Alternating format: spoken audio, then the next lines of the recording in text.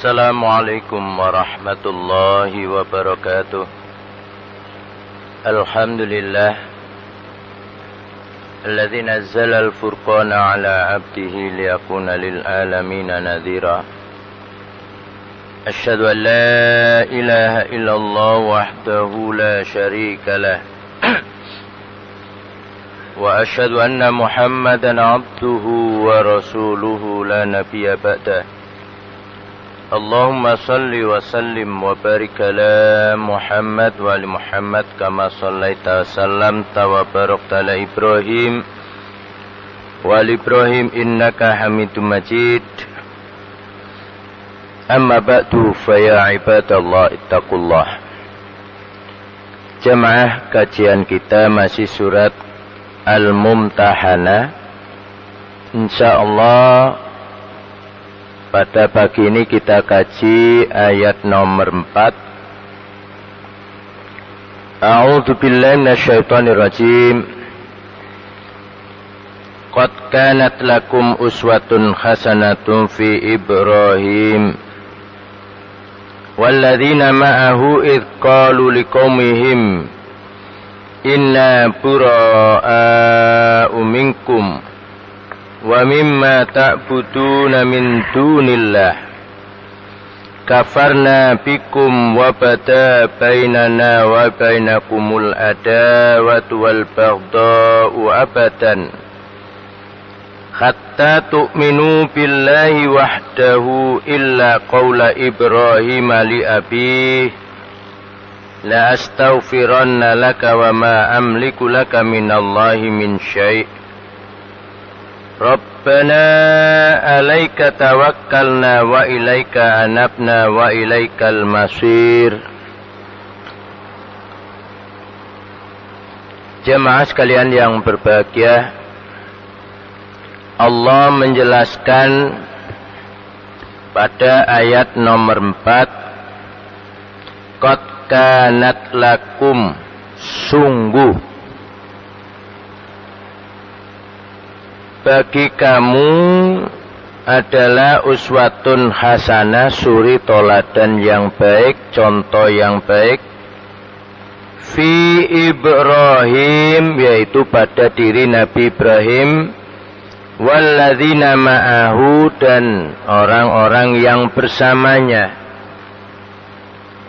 Idz qalu liqaumihim, ketika mereka Nabi Ibrahim dan pengikutnya berkata pada kaum mereka, inna, sesungguhnya kami, bura'a'u minkum, bebas dari kamu, selamat dari kamu, wa mimma ta'buduna min dunillah, dan apa saja yang kamu sembah selain Allah.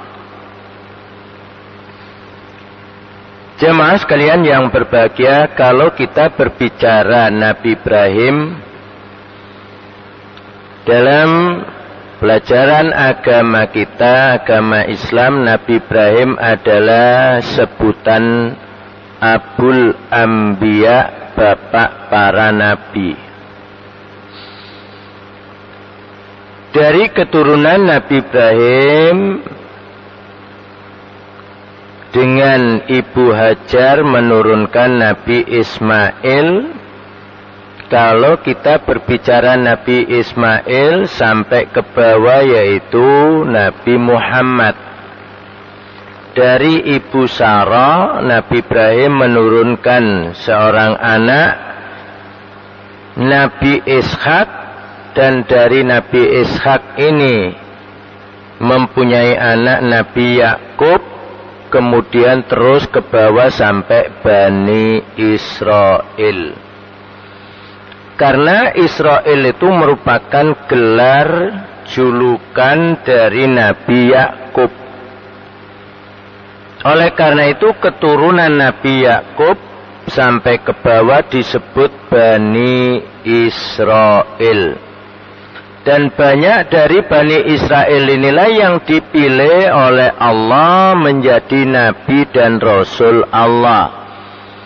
Tapi Bani Israel juga terkenal orang yang tidak mau bersyukur kepada Allah.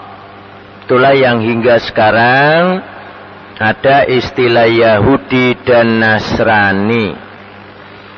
Karena Nabi yang diutus Allah, yang mendapatkan kitab Taurat Nabi Musa ini juga diutus Allah kepada Bani Israel. Kemudian Nabi Isa juga demikian diutus Allah dengan membawa kitab Injil kepada Bani Israel. Masing-masing Taurat dan Injil ini menjadi dasar agama Allah yang lalu diberikan kepada masing-masing Nabi Musa dan Nabi Isa. Namun oleh pengikut-pengikut baik Nabi Musa maupun Nabi Isa, mereka yang pertama kali fasik terhadap agama masing-masing, setelah itu mereka merombak ajaran tauhid menjadi ajaran musyrik, dan anehnya dijadikan dasar agama mereka hingga sekarang ini. Padahal Taurat dan Injil ini sudah musyrik, bukan lagi ajaran tauhid. Oleh karena itulah Allah menjadikan contoh Nabi Ibrahim ini ditulis dalam Al-Quran yang sekarang kita kaji, ayat nomor 4 surat Al-Mumtahanah, supaya kita mengetahui bahwa seluruh nabi-nabi yang diutus Allah membawa satu ajaran, yaitu ajaran tauhid. Oleh karena itulah Nabi Ibrahim dan pengikutnya yang mentaati Nabi Ibrahim berkata kepada kaum mereka saat itu, inna bura'a'u minkum, sesungguhnya kami selamat bebas dari kamu dan apa yang kamu sembah selain Allah. Oleh karena itu menyembah selain Allah ini bukan barang baru. Mulai zamannya Nabi Ibrahim, bahkan kalau kita tarik ke atas mulai zaman Nabi Nuh sama. Mereka yang tidak mau mengikuti ajaran yang dibawa oleh Rasul Allah, mereka tetap mengaku beragama namun yang disembah bukan Allah. Oleh karena itulah Nabi Ibrahim menyampaikan kepada mereka, kafarna bikum wa bada bainana wa bainakumul adawatu wal baghdau abadan. Kami mengingkari kamu dan muncullah di antara kami dan kamu itu al-adawa wal baghdau abadan, permusuhan dan kebencian selama-lamanya, hatta tu'minu billahi wahdah, sehingga kamu beriman kepada Allah satu-satunya. Illa qaula Ibrahim li abihi, kecuali ucapan Nabi Ibrahim kepada bapaknya. Jemaah sekalian yang berbahagia, dengan keterangan ini menunjukkan bahwasanya pertama, orang-orang yang beragama yang menyembah selain Allah, mereka itu disebut orang-orang kafir meskipun mereka mengaku beragama. Dan mereka itu kelak tidak akan mendapatkan janji Allah, yaitu surga Jannatun Na'im, karena orang yang menyembah selain Allah, mereka itu di akhirat tidak akan diakui sebagai hamba Allah. Meskipun di dunia mereka manusia semuanya mengakui sebagai hamba Allah kalau bahasa Indonesia. Kalau dalam bahasa Arab mengaku semuanya menjadi Abdullah. Karena selama di dunia tidak menyembah Allah, maka mereka di akhirat tidak akan diakui sebagai hamba Allah. Oleh karena itulah seruan Nabi yang diutus Allah, hatta tu'minu billahi wahda, sehingga kamu beriman kepada Allah wahda, satu-satunya. Anehnya sekarang ini kalau di akhir zaman mereka mengatakan semuanya iman kepada Allah. Tidak ada orang yang tidak beriman kepada Allah. Kalau nggak percaya boleh disurvei. Tanya secara acak, ketemu siapapun di negeri kita ini dari Sabang sampai Merauke, Pak, sampean beriman pada Allah atau tidak? Oh, beriman.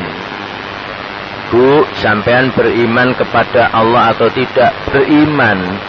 Tapi kalau sudah ditanyakan agama ibu apa? Kristen. Agama bapak apa? Hindu. Semua orang yang mengaku beragama itu beriman kepada Allah pengakuannya.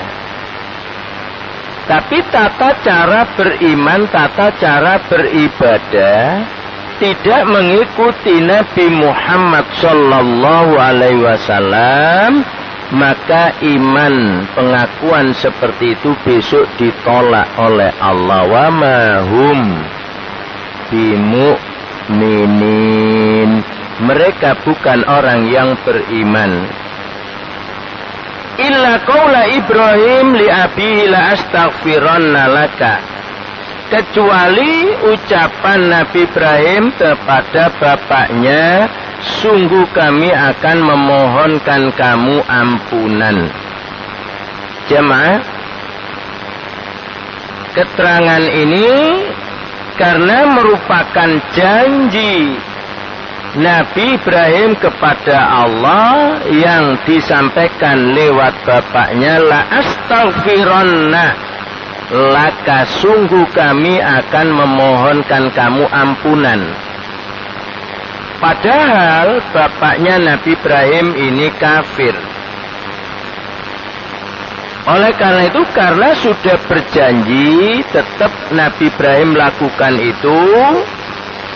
Tapi keterangan ini nanti tetap akan dilarang Allah bagi kita umat Islam yang mengikuti Nabi Muhammad. Namun demikian, apa yang dilakukan Nabi Ibrahim tidak akan dikabulkan Allah karena bapak kandungnya tetap kafir. Orang yang kafir juga ketetapan Allah neraka.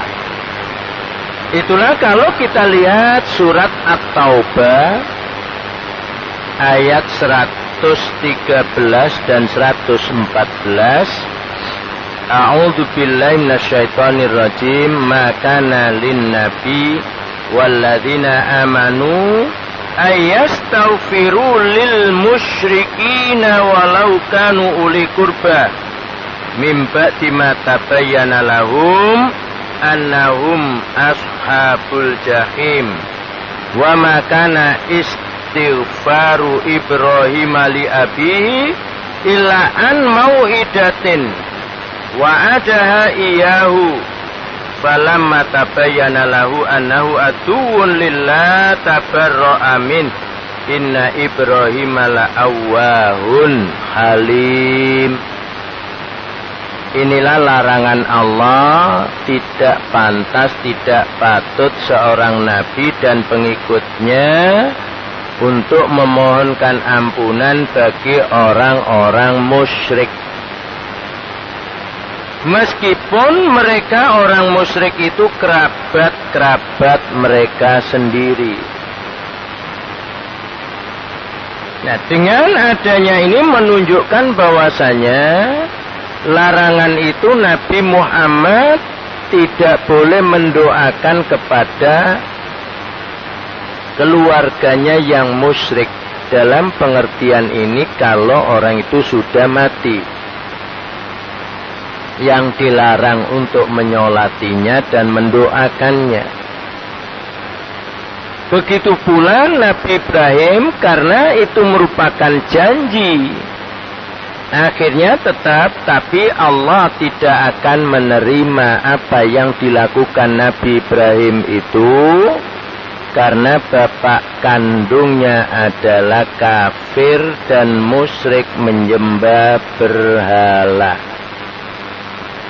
Itulah yang Allah jelaskan di dalam surat At-Taubah ayat 113 dan 114.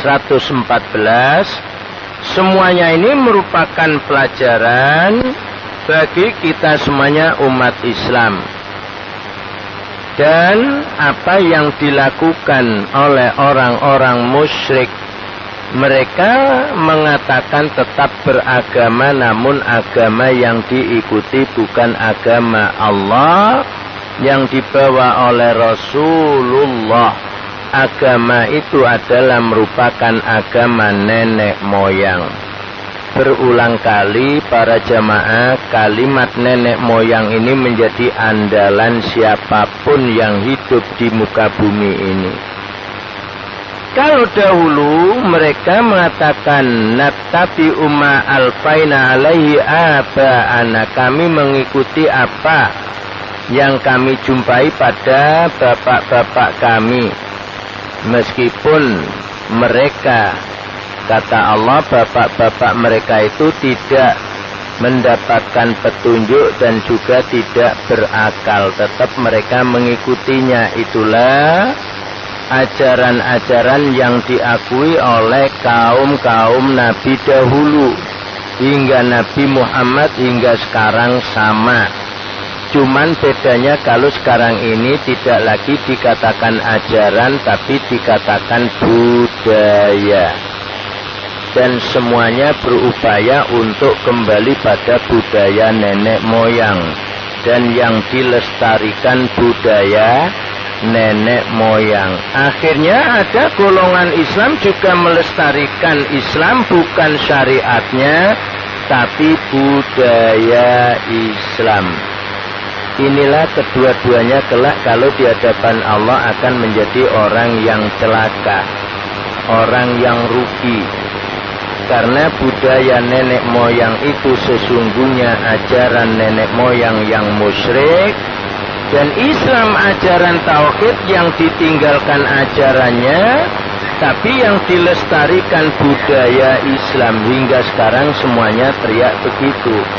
Dianggapnya kalau budaya Islam itu ibadah, padahal tidak demikian para jemaah. Karena Islam bukan budaya, Islam itu hidayah. Maka Allah berikan contoh dua, yaitu yang jauh sebelum Nabi Muhammad, Nabi Ibrahim. Karena Nabi Musa, Nabi Isa ini pun juga masih keturunan Nabi Ibrahim. Nabi Muhammad pun juga masih keturunan Nabi Ibrahim. Maka Allah jadikan Nabi Ibrahim ini adalah uswatun hasanah. Dan ucapan Nabi Ibrahim banyak yang diabadikan di dalam Al-Quran. Jemaah sekalian yang berbahagia, di antaranya bagaimana yang sering kita sebut dengan doa iftitah, inna sholati wa nusuki wa mahyaya wa mamati lillahi rabbil alamin la syarika lahu wa bidzalika umirtu wa ana awwalul muslimin. Ini pun juga pengakuan dimulai dari Nabi Ibrahim, diteruskan Nabi Muhammad. Semuanya ini karena satu ajaran, yaitu tauhid. Maka pengakuan setiap hamba Allah yang dijadikan rasul, bahwa apa yang dilakukan semuanya semata karena Allah. La syarikalah, dan tidak ada sekutu bagi Allah. Karena Allah satu-satunya zat yang berkuasa, yang menciptakan, baik apapun yang ada di dunia ini maupun di akhirat nanti, semuanya merupakan ciptaan Allah. Wa ma amliku laka minallahi min syai'. Inilah yang Nabi Ibrahim sendiri menyatakan bahwa aku tidak mempunyai kekuasaan apa-apa, aku tidak mempunyai apa-apa untuk kamu dari Allah, dan aku tidak akan bisa membebaskan kamu dari siksa Allah kecuali kalau Allah memang menghendakinya. Jamaah, apapun yang menjadi kehendak Allah sudah ditetapkan di dalam kitab-kitabnya maupun suhuf-suhufnya, yang dipakai acuan dasar kehidupan para nabi-nabi dahulu, yang umum disebut dengan suhuf. Itulah dijelaskan Allah dalam surat Al-A'la, inna hadza lafis suhufil ula, termasuk Nabi Adam yang pertama, suhufi Ibrahim wa Musa, dan suhufnya Nabi Ibrahim serta Nabi Musa. Dalam hal ini yang mendapatkan dua adalah Nabi Musa. Sebelum mendapatkan Taurat, Nabi Musa mendapat suhuf. Mungkin bahasa umum yang terkenal dengan The Ten Commandments, 10 perintah. Itu masih tertulis di dalam suhuf. Kemudian Allah sempurnakan ajaran itu dengan mendapatkan kitab Taurat. Maka semua para nabi yang mendapatkan suhuf dan kitab ini mengajarkan yang satu, dan nabi tidak mempunyai kekuasaan apapun untuk bisa menyelamatkan manusia dari siksa Allah. Semua nabi itu hanya menyampaikan risalah dan ajaran Allah. Siapa yang mengikutinya diselamatkan Allah dari neraka, yang tidak mentaatinya dan tidak mengikutinya tetap disiksa, meskipun itu termasuk keluarga nabi. Kalau kita lihat dari percontohan ini, Nabi Ibrahim bapak kandungnya, Nabi Musa bapak angkatnya Fir'aun, Nabi Nuh istri dan anaknya, Nabi Lut istrinya, kalau Nabi Muhammad paman-pamannya. Semuanya ini masih keluarga kerabat para nabi. Karena tidak mentaati nabi yang diutus Allah, tetap disiksa oleh Allah. Sebab Allah tidak nepotisme kalau bahasa sekarang. Kalau Allah nepotisme, anak nabi surga, bapak nabi surga, istri nabi surga. Padahal yang dijamin surga oleh Allah hanyalah nabi yang diutus oleh Allah. Oleh karena itu, baik istri, bapak, ibu, dan anak yang tidak mengikuti nabi yang diutus Allah maupun pamannya yang tidak mengikuti nabi, tetap disiksa Allah. Semuanya itu dicontohkan Allah di dalam Al-Quran. Dan oleh karena itulah Allah tidak pernah dusta, tidak pernah zalim. Maka semua yang di dalam Al-Quran ini merupakan contoh suri toladan bagi kita orang akhir zaman, supaya benar-benar meyakini ajaran Allah. Oleh karena itulah kalimat yang keluar dari Nabi Ibrahim yang diajarkan kepadanya oleh Allah dan para pengikutnya, Rabbana alaika tawakkalna, ya Allah ya Tuhan kami, alaika tawakkalna, kepadamulah kami bertawakal. Tawakal itu bukan pasrah tanpa berusaha, keliru. Tawakal itu kita beriman tauhid, kita menjalani perintah-perintahnya, kemudian kita serahkan Allah.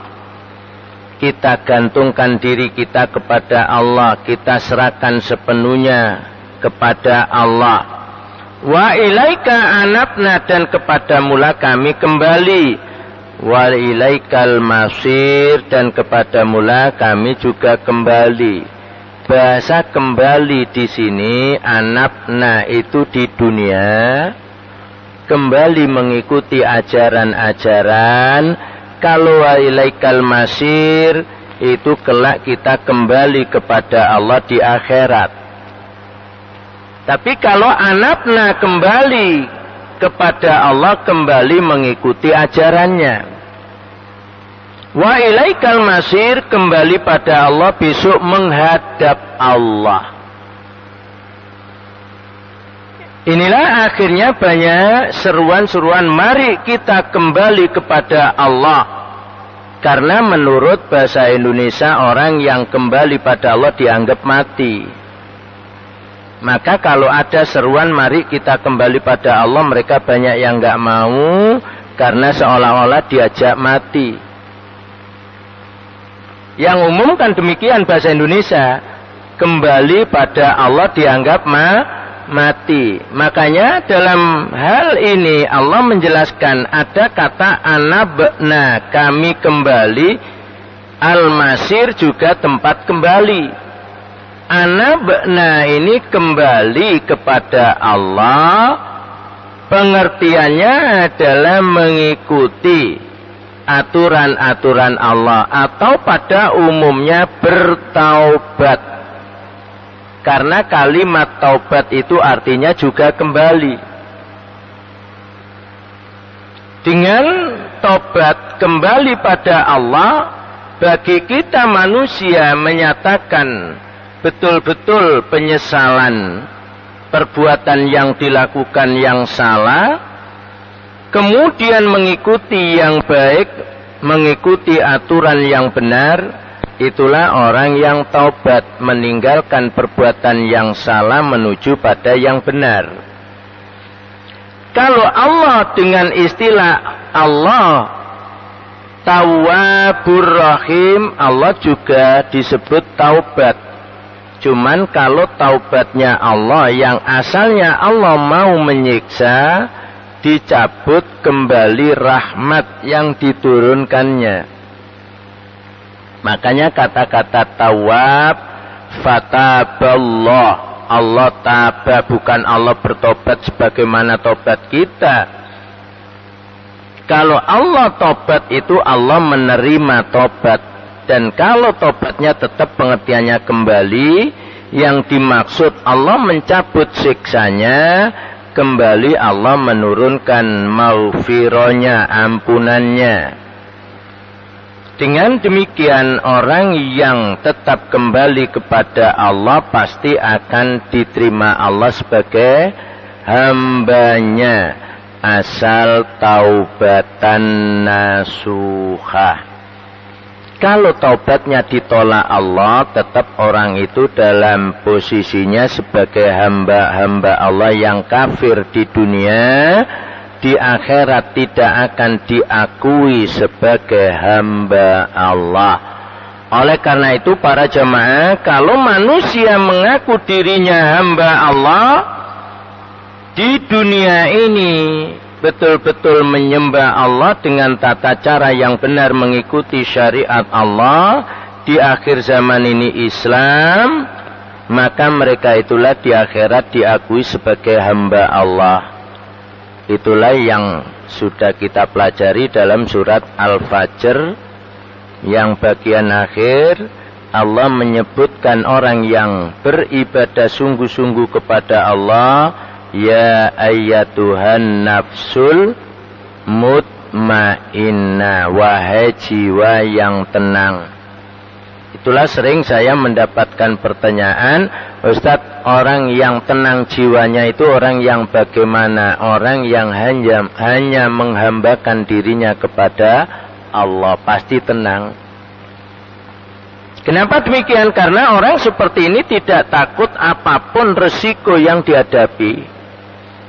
Karena memang betul-betul menghambakan diri kepada Allah. Seandainya orang ini kaya, tidak akan takut menjadi miskin.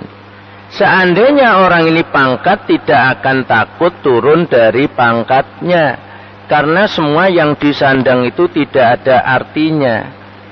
Itulah menurut hadis Nabi yang Allah sendiri menerangkan kepada nabinya, dan Nabi bersabda, innallaha la yanduru ila suwarikum, Allah tidak melihat gambarmu. Gambar ini bisa diartikan profesi, jabatan, raja, presiden dan seterusnya, jenderal, profesor, doktor dan sebagainya. Allah enggak melihat itu. Wala ila ajsamikum, Allah tidak melihat badanmu secara fisiknya, gendut, kurus, tinggi, pendek, enggak dilihat Allah. Wala ila amwalikum, dan Allah tidak melihat hartamu. Walakinnallaha yanduru ila qulubikum, akan tetapi Allah melihat hatimu, wa a'malikum, dan amal perbuatanmu. Itulah mereka yang kelak tetap dipanggil Allah, ya ayyatuhan nafsul mutmainnah, asal mereka mentaati Allah dan Rasul selama hidup di dunia. Dengan demikian maka mereka pasti akan diperintahkan Allah, irji'i ila rabbiki radiyatam mardiyah, kembalilah kamu kepada Tuhanmu, karena apa yang kamu lakukan diridhoi Allah, maka kamu dalam posisinya radiyatan, pasti kamu senang, pasti kamu ridho, pasti kamu puas. Fadkhuli fi ibadi, masuklah kamu dalam kelompok hamba-hambaku.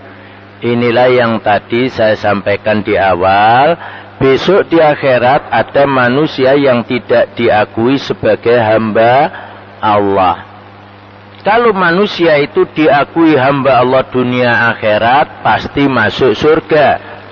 Itulah kalimat terakhir Allah katakan, udkhuli jannati, masuklah kamu surgaku.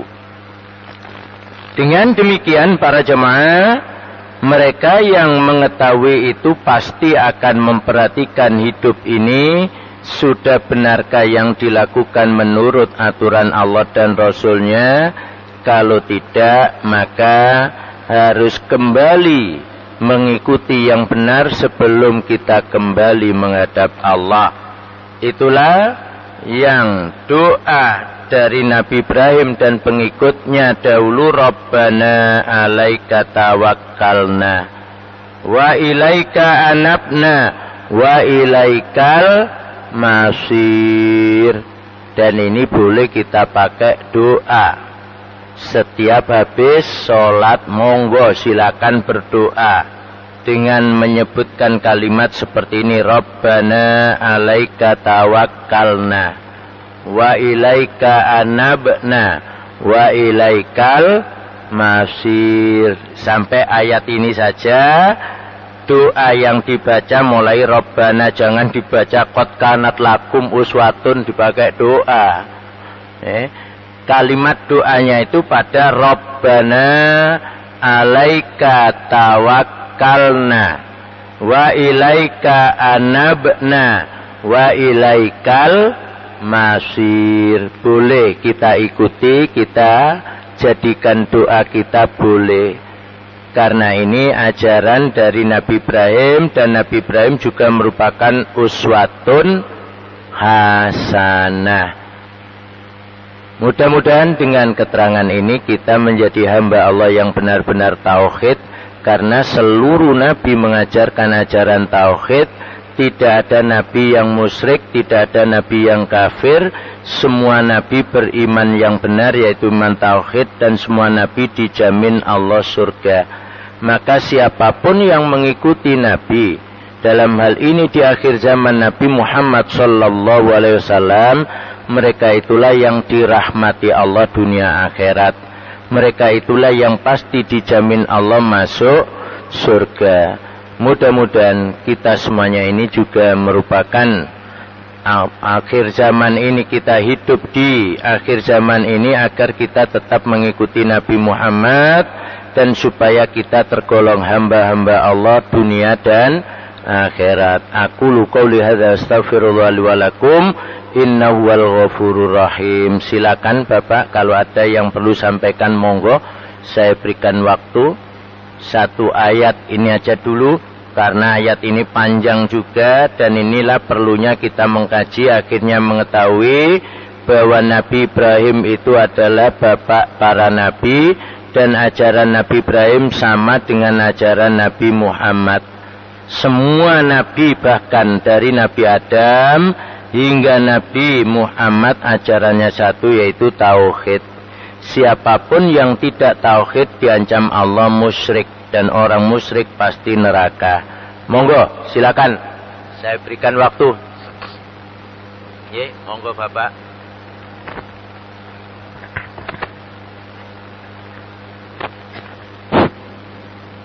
Assalamualaikum Pak Ustadz.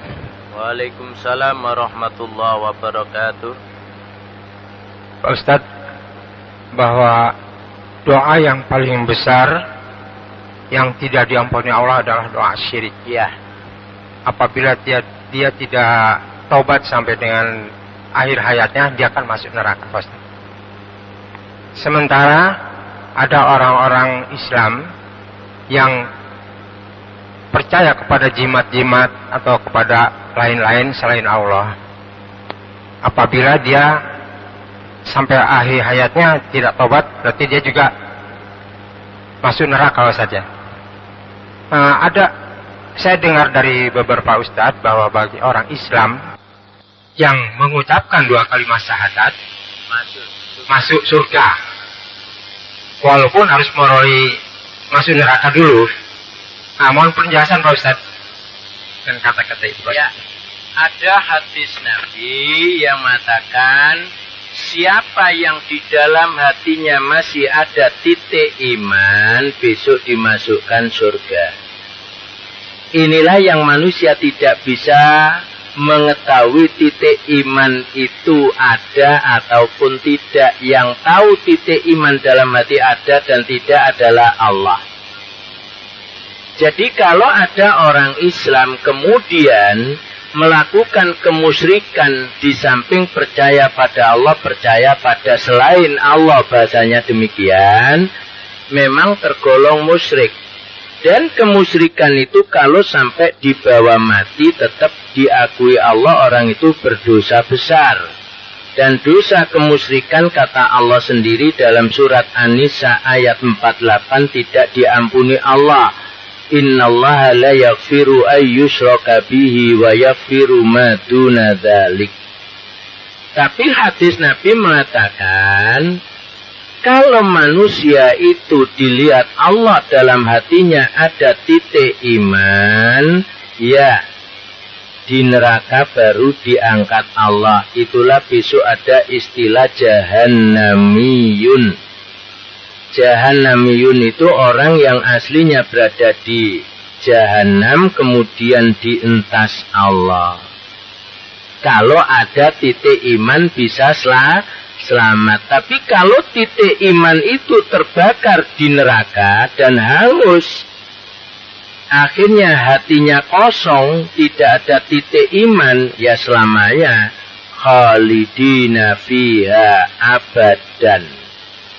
Makanya istilahnya di neraka ada khalidina fiha, ada khalidina fiha abadan.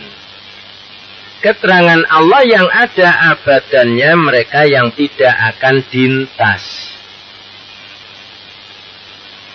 Diperkuat hadis Nabi bahwa siapapun yang titik imannya tidak terbakar, besok diselamatkan Allah dari neraka, ya. Tapi wallahu a'lam, di neraka berapa tahun.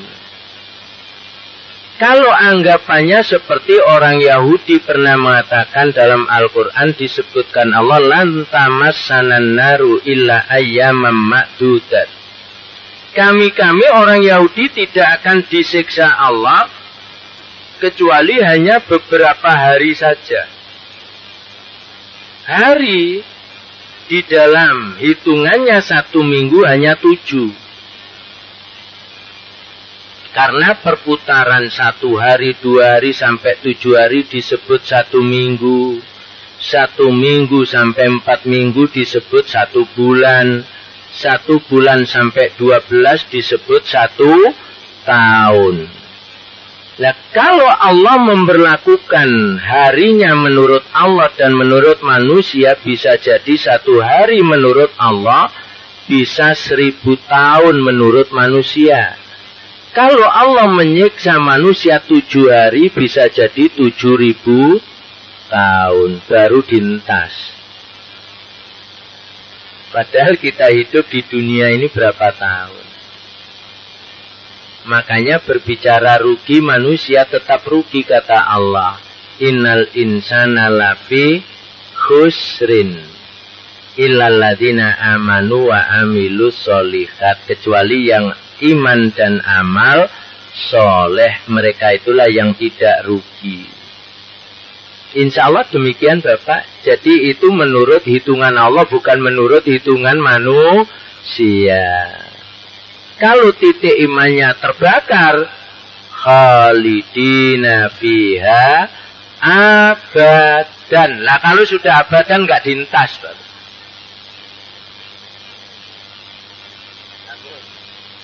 Silakan, monggo. Silakan Bapak, monggo. Ditekan 2 kali, ya. Assalamualaikum Ustaz. Waalaikumsalam warahmatullahi wabarakatuh. Tadi disebutkan bahwa misalnya kitab Injil sudah dirubah. Yang saya tanyakan, kitab-kitab termasuk Zabur, Injil segala, yang aslinya itu dalam sejarah Al-Quran maupun hadis itu di mana Ustaz? Aslinya ya? Yang aslinya Quran ini sudah dilebur Allah jadi satu di dalam Quran. Enggak, Mas. Pertanyaan saya yang dulu-dulu ya, dulu sebelum Quran itu dikumpulkan dalam satu di dalam Al-Quran ini. Jadi aslinya tuh Quran itu ya? Iya, sekarang ini aslinya ya Quran itu.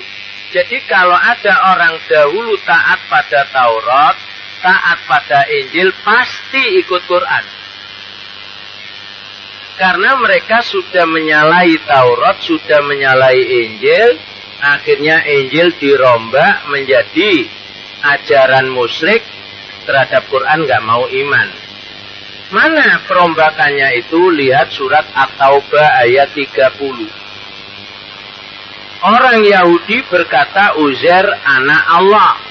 Orang Nasrani berkata Al-Masih anak Allah. Masa Allah salah? Jadi Injil dan Taurat sekarang ini sudah palsu. Dan Al-Quran yang menjelaskan itu bukan pendapat saya. Makanya kita disuruh mengikuti Quran supaya tahu penyimpangan-penyimpangan ajaran-ajaran yang benar menjadi ajaran salah. Di antaranya adalah Yahudi dan Nasrani itu sendiri. Anehnya, mereka tidak mau meninggalkan Taurat, tetap mengatakan hadza min indillah. Ini datangnya dari Allah. Buka surat Al-Baqarah ayat 79. Allah mengancam mereka. Fawailul lilladzina yaktubunal kitaba bi aydihim summa yaquluna hadza min indillah. Celaka orang yang menulis Alkitab, Taurat dan Injil dengan tangan mereka, kemudian mengatakan ini dari Allah.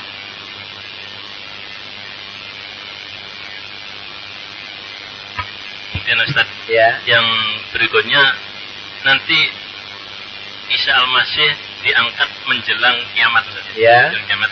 Maksud saya dengan adanya diangkat akan kembali ke jalan Allah dengan agama Islam. Ya. Apa masih diberi kesempatan Isa Al-Masih untuk mengingatkan kaumnya yang salah tadi? Ya. Saat turunnya Isa Al-Masih justru di sanalah sudah namanya apa yang disebut Allah ajaran yang benar bukan lagi ajaran Nasraninya, Tetapi Isa Al-Masih mengikuti ajaran Nabi Muhammad. Karena sesungguhnya ajaran Nabi Isa sendiri dengan ajaran Nabi Muhammad satu. Bahkan seluruh Nabi ajarannya satu, yaitu ajaran Tauhid. Buka surat Al-Mu'minun ayat 52. Nanti dipelajari di rumah, dilihat Al-Mu'minun. Kenapa Allah letakkan di surat Al-Mu'minun? Supaya orang yang mengaku beriman itu tahu bahwa ajaran Allah itu hanya satu, tauhid. Dan ajaran Rasul Allah semuanya tauhid. Ayat 52 menyatakan, wa inna hadhi ummatukum ummatan wahidah wa ana rabbukum fattakun. Sesungguhnya ajaran tauhid ini ajaran kamu seluruhnya. Maka akulah Tuhanmu dan bertakwalah kepadaku. Yang merusak sekarang ini keyakinan, beriman dan bertakwa menurut keyakinan masing-masing. Inilah menjadi rusak. Iman dan takwa yang benar menurut Allah dan menurut Rasul Allah. Yang tidak menurut Allah dan Rasulnya besok ditolak. Al-Baqarah ayat 8. Wa minan nasi may yaqulu amanna billahi wa bil yaumil akhiri. Ada manusia yang berkata kami iman kepada Allah, kami iman pada hari akhir. Tapi kata Allah, wa ma hum bimu'minin, mereka bukan orang yang beriman. Nah, kalau di akhirat dianggap Allah tidak beriman, berarti masuknya golongan kafir. Dan orang kafir tidak ada yang masuk surga. Orang kafir semuanya masuk neraka. Insya Allah demikian Bapak. Itu semuanya ayat-ayat Allah, bukan pendapat saya. Maksud saya tadi begini Ustaz. Yang sudah turun ke dunia ini, ya, dengan melihat umatnya yang menyalahgunakan tadi mengubah Injil, ya, masih diberi kesempatan nggak tadi Nabi Isa untuk memberi tahu kepada umatnya? Ya, sebelum matahari terbit dari barat masih ada kesempatan. Tapi kalau matahari terbit dari barat tidak ada kesempatan untuk tobat. Nah, cuman kita tidak tahu secara fisik Nabi Isa turun atau enggak menangi kita. Makanya sebelum turun mari kembali. Dan semuanya menjelaskan seperti itu. Kalau Dajjal turun mengajak orang nyimpang dari ajaran Allah. Makanya sebelum Dajjal turun, kalau ada orang mengajak nyimpang dari ajaran yang benar, berarti itu Dajjal. Kalau ada orang ngajak kembali pada jalan benar, itu namanya Nabi Isa sebelum turun Nabi Isa.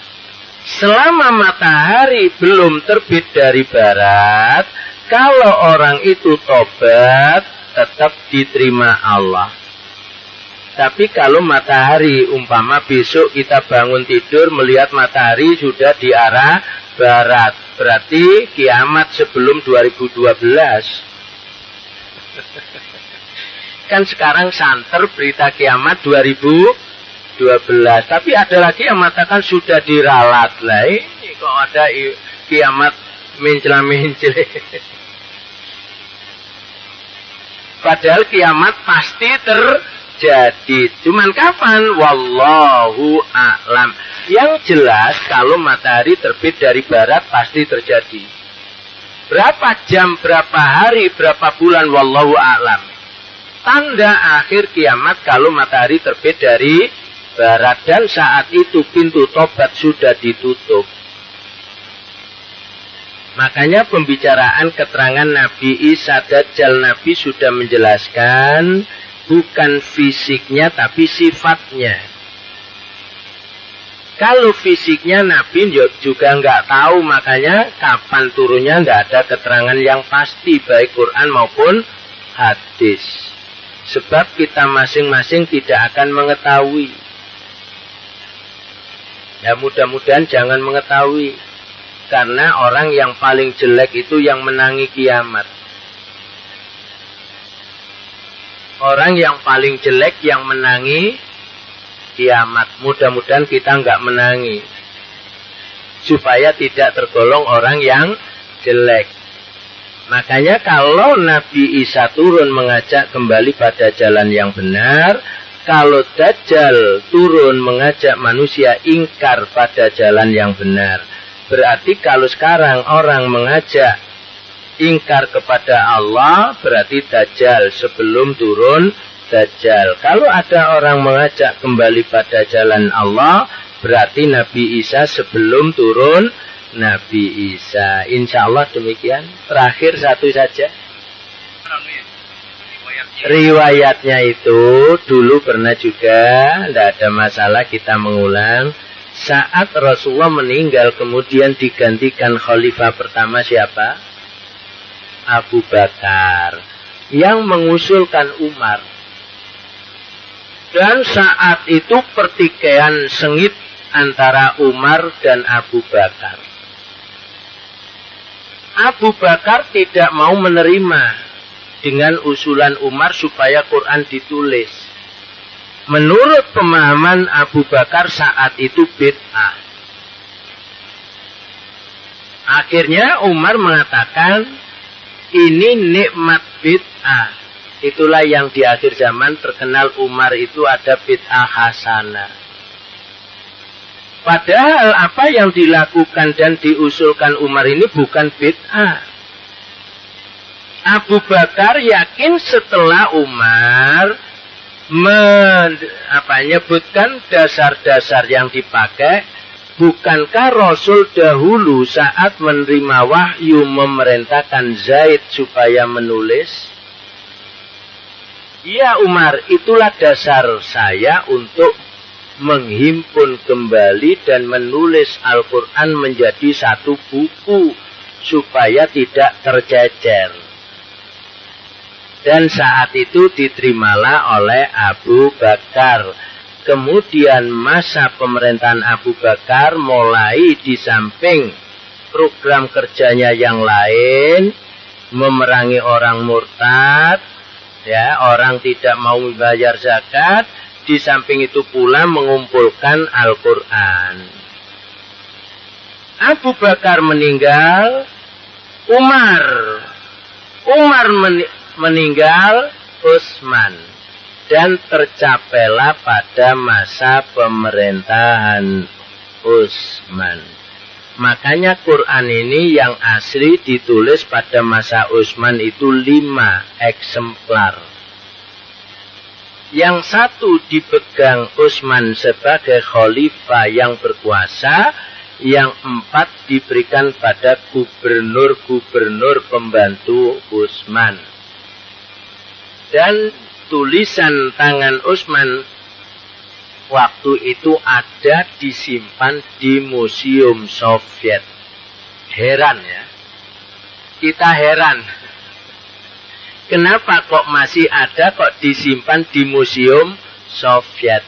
Karena ahli hadis Imam Bukhari itu orang Rusia. Setelah Imam Bukhari meninggal, seluruh peninggalan Imam Bukhari diambil negara. Menjadi pustaka negara. Dan termasuk Quran yang asli tulisan tangan waktu zaman Khalifah Utsman. Sementara ada orang yang mengatakan pada saya, Ustadz sekarang sudah dikembalikan ke Saudi. Ya, wallahualam sekarang tidak ngerti. Ya kita bisa bayangkan Bapak itu berapa tahun hingga sekarang. Jadi berhasilnya itu 3 periode, Pak. Periode Abu Bakar awal pengumpulan dan penulisan dalam satu mushaf seperti sekarang ini.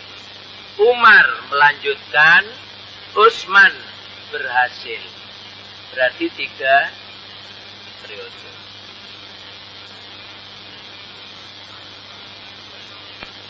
Ya sudah saat itu sudah dimusnahkan mungkin. Supaya tidak membawa fitnah. Tinggal satu yang sudah dihimpun itu. Cuman yang satu ini dulu adanya itu di Museum Soviet. Padahal Soviet komunis. Menurut akal nggak masuk akal. Tapi kalau kita membaca sejarah masuk akal. Karena ahli hadis yang terkenal Imam Bukhari, orang Bukhara. Bukhara itu wilayah Rusia. Cuman keturunan Arab ya yang lahir di sana. Sampai meninggalnya di sana, maka peninggalan semuanya ini diambil alih pemerintah. Dimuseumkan. Disimpan. Dan tulisan Quran yang asli zaman Utsman tidak ada titik, tidak ada harokat. Yang disempurnakan sekarang ini setelah pemerintahan Ali. Makanya terus muncul ada yang terkenal bacaan 7 atau qiraah sab'ah. Ada wadduhi walaili idza saje. Ini bukan gaya Jakarta. Keliru. Itu bacaan imala. Imala itu yang dibaca miring itu tadi aslinya wadduha, tapi karena huruf akhirnya huruf ya, dan ya itu tidak difungsikan sebagai ya, tapi fungsinya sebagai alif. Makanya orang tua-tua kita dulu sering menyebutkan ngaji belum tahu alif bengkong saja kemelinti. Sombong. Loh kok ada alif bengkong? Semua alif kan kenceng. Alif bengkong itu alif yang berbadan ya. Tapi tidak difungsikan ya. Wadduha. Coba lihat akhir huruf itu ya. Seandainya itu berfungsi ya, bacaannya wadduhayi. Karena wawunya wawu sumpah. Maka karena tidak dibaca ya menjadi wadduha. Karena ada bacaan imala menjadi wadduhe. Itu yang umum di negeri kita ini muammar. Yang sering membaca dengan qiraah sab'ah. Maka dengan bacaan-bacaan itu boleh kita baca tapi jangan menjadi imam sholat. Nanti makmumnya kabur. Jadi kalau bapak ngimami sholat subuh, wadduhi walaili idza saje, ma wadda'aka wa ma qole, ma wadda'aka rabbuka wa ma qole. Bukan kola tadi, qole. Seperti ini jangan dibaca waktu jadi imam. Tapi apakah itu salah? Tidak, itu benar. Mudah-mudahan dengan keterangan ini kita semuanya menjadi yakin ajaran Islam, ajaran tauhid dan ajaran yang diridhoi Allah. Selain Islam ajaran musyrik dan tidak diridhoi Allah. Mudah-mudahan Allah tetap menggolongkan kita pada golongan hambanya yang dirahmati di dunia ini maupun di akhirat nanti. Assalamualaikum warahmatullahi wabarakatuh.